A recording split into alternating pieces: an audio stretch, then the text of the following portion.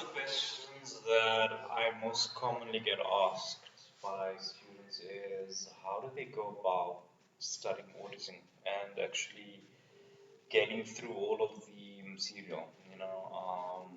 Do they start with the standards, or do you go through your textbook, or do you go through your study material, for example, your tutorial letters and study guides? Do you work through past questions?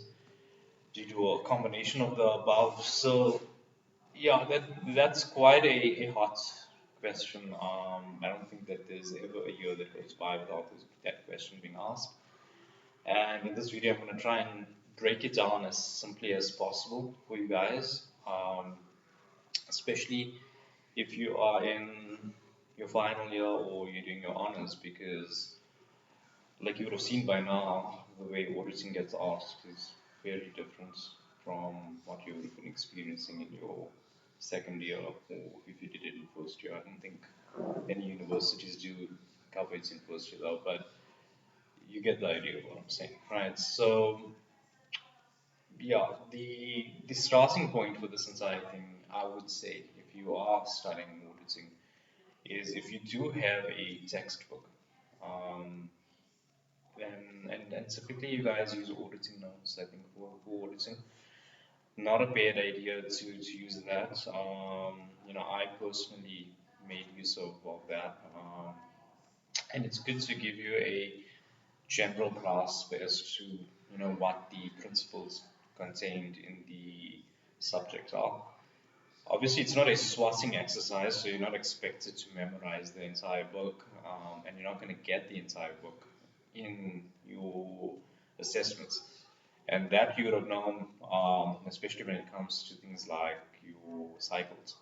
Okay, like for example, if you're doing the revenue and receipt cycle, you would typically find most textbooks actually would have an outline of what an ideal cycle should look like. But you know by now that even if you memorize that completely, heck, you could have it in front of you in the exam and it mean nothing because the cycle that you get given is so different. And it almost, in your mind might feel like, okay, what is the point of even having the textbook, as a study resource?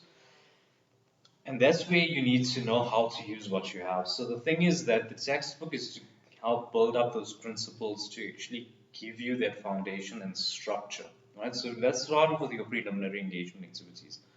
There are multiple ISAs that actually relate to that. It's not just one ISA. There's no ISA that's called preliminary engagement activities. However, that is a part of the audit process that you need to be, competent with, obviously, right? Well, you need to be competent with all of them, to be honest. And you do need to know which standards fit in there.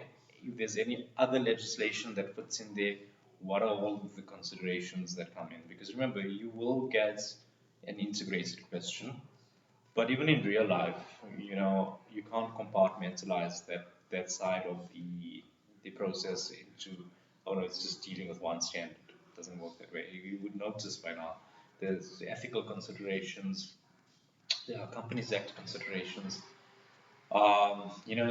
You do need to look at various aspects. So your textbook will help you create that outline in your mind of what are the points I need to be thinking about? What are the discussions that need to be held? What if I'm writing this out now during the test and I'm using headings, right? What headings would I be using? So let's look at preliminary engagement activities. You'd be looking at, okay, is there a legal vacancy? Considering the integrity of management, considering your skills, competence, and resources as an auditor, just to name a few. And then even in terms of those headings, there are subheadings that you can consider. You know, if you're looking at the integrity of management, you look at, okay, what is their management style? Have they been, in trouble before, with regards to non-compliance with laws, or regulations, that kind of thing. Their previous working experience or background. Does this suggest that, they are not ethical in nature, that kind of thing. So there's no document on this planet that's going to give you an outline of every single scenario that you can come across. But your textbook would sort of give you that guidance as to, okay, think about this. Think about this, you know, consider these points. And that's where your textbook is really coming in to just help you gather that framework to sort of say, okay, now you've got the skeleton there. And once you've got the skeleton there, then you can start adding some meat to it, right? And that's going to be your next question, right? But now, how do you add all of this meat to it, right? And that's where your passing is going to actually come from. So that's where doing your past papers and even your going through your ISAs themselves start helping.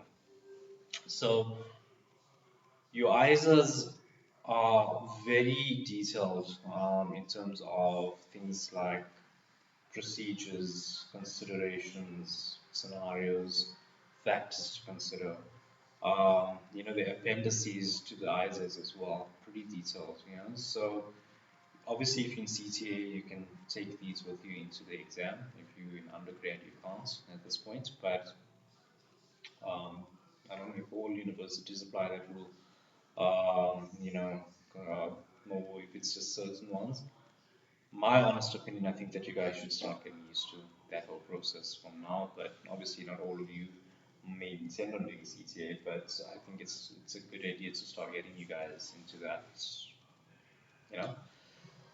Nevertheless, I think that is a good departure point for you guys to be having. I think that knowing how to use the ISAs, where the information is, because your ISAs will tell you, what types of things to consider. And more often than not, you'll find that these are what manifest, or these types of scenarios or considerations are what will manifest in your actual examination and the scenarios. They'll get pulled from the ISAs. Okay, so having said that, yes, you could potentially use past papers, but it's like this. If you have a list of 10 items, would you rather go through pieces of the list and hope that you eventually cover all 10, or would you rather go through the list itself? And obviously you'd rather go through the list itself. So that's what the whole comparison is like now with going through past papers and your ISAs. That you could, have 10, let's say 10 items that you need to consider, or 10 factors that you need to take into consideration. But you don't do that. You solely go through past papers. You might cover 6, 7 of those 10 aspects, and then the 3 that you didn't cover in the set of past papers that you've gone through, obviously they come in a new paper, you'll miss them more often than not. So it's good to go through your ISAs and to be familiar with those, right? So where does doing past papers come in? Because does it mean that doing past papers is useless? No, not at all. Doing past papers is an absolute must, and the reason for this is because yes, it does highlight scenarios that you need to consider. So whether it's risk assessment, whether it's internal controls, anything, it's giving you a practical outline or practical way of looking at things and saying, okay, well, hang on, this is the case study, this is the scenario that I'm facing, and in such a scenario, these are the controls that should be considered, or the controls that should be in place, or these are the risks that are prevalent, in this kind of a scenario. That's the thing. So doing questions is a huge must, but you need to be understanding what it is that you're doing. You can't just be doing the question for the sake of, oh no, I did 5 questions, therefore I will pass. No, it doesn't work like that. You need to say, okay, I did 5 questions. This question was testing risk assessment. And in this risk assessment, let's say at the overall financial statement level, these were the risks because this was the scenario, and then look at what in the scenario triggered that risk. So maybe in the solution you saw something where they said that management have a very autocratic management style, right? Meaning that they just want things their way, and that was highlighted as a risk in the question. You then need to say, okay, fine, what or rather in the solution, what in the question now? And this is what you need to be thinking about. Gave rise to that being triggered. Because the question paper is not going to say management have a very autocratic management style. They're going to give you a practical implication of that. They're going to give you like sort of a byproduct of that, being practically applied. So they will say something like management, the company's got policies and procedures, however, management override this all the time, right? So that's how it, comes into place. So that's, what you need to be thinking about and how you need to be linking this entire thing in the question, okay? And obviously then in your answer as well. And so that's how you go about that whole process, right? And doing those questions is important because at least it gives you the way of, when you answer in auditing, you must use auditing language. That's what we sometimes refer to it as. You need to be very clear in articulating your answer. So you might find that when you are writing essays and paragraphs and getting nothing, it's because you're beating about the bush. You're going around one point over and over and over again, but you're not quite getting the answer, or you're not quite, hitting it on the head. So that's where, it's like you're not getting to the point, basically. So the thing is that this is where, looking at your past papers and seeing how things are supposed to be phrased, how sentences should be structured, which keywords are being used, because keywords get looked at as well, and then putting your answer in that format and packaging it. That is what's going to help you pass everything. It's not a difficult module to pass, but you do need to be very well structured in it, and which is the case with all of your modules, to be perfectly honest. But given that this is about auditing, we're focusing on that. You do need to be very, very clued up on what it is your answer is going to look like. You can't be getting into the question paper and then you don't even know where to get started. Okay, you need to go in there pretty much with a game plan, and you know that okay, this is the structure that I've got in my mind. That is what I'm going to be doing. This is how I'm going to be setting it out. In terms of my setting it, meaning my answer out. And also knowing how much to cover in a question. Because you want to be as integrated as possible, right? Like if you look at your um, preliminary engagement activities, you're pulling things like CPC into it, right? You are looking at the ethical implications of accepting a client or not accepting the clients because of certain reasons that might be a risk to your compliance with ethical requirements and that kind of thing. In addition to this, right, you need to also be thinking about the logical flow of things, right? Your answer can't just be willy-nilly all over the place. You need to have a clear way of communicating what it is that you are writing. So you know doing that, going through past papers will help you with that, and also thinking about things in real life. So let's say you have a website, right, in the case study, and you need to perform a test of controls, or you should say which controls should be present. So let's say it's an e-commerce website, right? So you don't need to go and swat off this entire thing, right? Think about it practically. Let's say you're gonna go online, you're gonna buy something from, be it take class or whatever, right? And you're going to go online and you're going to buy something. Now, can you just go online and buy something? No, you can't, right? Why can't you? You need to create an account first, right? So you'll create an account, great. Now, once you've created an account, what does that process look like, right? What are the fields that you would need to enter, right? The information, your name, surname, maybe your ID number, email address, definitely, maybe your cell phone number, delivery address, those kinds of things, right? what else would you need to enter? Would you not need to be, ticking a box to verify that you're not a robot, that kind of thing, right? So think about all of those things, right? Then when you get the email, don't you have to verify the email? You don't just get the email and bam, right? You have to verify the email so that this isn't a bot account, it's not a fake account. So you are covered on the occurrence side, I guess, on the assertions, So do you guys are seeing the link? Then when you place an order, obviously, and obviously, you have a password that is required when you're signing up. Your password will have certain parameters that it needs to meet. It needs to be a certain length, it needs to be, containing certain characters, numeric, alphanumeric, special characters, that kind of thing. If you enter the password correctly, 3 times or more, you locked out of your account, those kinds of things.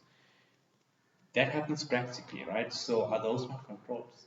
So did we need to spot anything off in doing that? No, we didn't. Because this is what happens to you on a daily basis. Well, maybe not on a daily basis, but in real life. So think about it in that way. Whenever you hear about particular industry as well, right? Even when you're studying, before you even look at questions on it, think about it in that way, and think about how you can relate these things to a real life industry, and it will start making a lot more sense. And when you do your questions, please make sure that you don't just use the OES method, because when you're going through that using the OES method, yes, on the one hand, great, you're saving a lot of time, but at the same time, you're also wasting time in terms of where you're sometimes giving yourself a fake illusion. Well, an illusion is fake by definition, I suppose, but you're giving yourself a fake level of understanding, or a false perception rather that you understand your work better than you really do. And by this, what I mean is that you've gone through it, you're like, oh, okay, I know what's right in the paper. How has that worked out for you guys up to this point? Honestly, you and they maybe got lucky with it, but chances are that when you actually had to try and fit it into the scenario you're given, you couldn't do it. So you can't just go and oh yes your way through it. You need to actually look at the scenario and be like, okay, well this is what is there. This is what it's the question is telling me now. How do I go about actually linking it to the information given in the question, so that when such information is given to me again in a question, I know how to answer it, or if I get similar information, I know how to adapt my answer to meet the requirement. Okay. So that's it in a nutshell. Like I said, start off with your textbook, your letters, those kinds of things. If you have the standard itself, very good to work through that as information. If you don't have that, not a train smash, because obviously that is covered in your textbook anyway. But going through past papers will also help you. You do need to make sure that you go through your past papers. Take your time to understand what is there, go through it in detail, and you'll see that once you've done that, your level of understanding will definitely improve. And as you practice this more and more and more, you'll get better at it. This isn't something that you do 2 days before the exam or before your test. That goes without saying. But the idea is that if you've been doing this a week before, 2 weeks before, at the end of that week or 2 weeks, you'll be in a much better position than what you were in at the beginning of it, because there will be a learning curve or a rate of progress that's expected. Okay, when you start studying, you're not expected to get anything right, because you just start. If you knew everything, then you would just write the final exam one time. There was no need to go through this whole year, right? So don't be in a rush to learn everything, is what I'm saying. Your priority should be in learning it properly. Okay, so that's it for this video. I will do another video relating to how to answer substantive procedures, because that's been another big question. But I will put that up for you guys to watch. If you guys have any other comments or questions, please do let me know. You can type it out in the comment section, and I'll respond to those as soon as I can. If this video did bring you guys some value, I'd appreciate a thumbs up on it as well. And I'd also appreciate you guys subscribing to the channel if you would like to receive more information, more videos, you know. the content is helping you guys, so that it helps the channel grow as well, and so that we can build the channel going forward, and that I can ensure that you guys are also kept in the loop each time I release a new video. Okay, so that's it for me for this video. I will see you guys in another video, and for now, good luck with the studying. Hope that it goes well, and just bear in mind all of the points that I've mentioned in this video. Apply them, and let me know in the comments how these have worked out for you, or if you have anything else to add, by all means. Okay, and we can all share that learning experience as a as a whole. Right.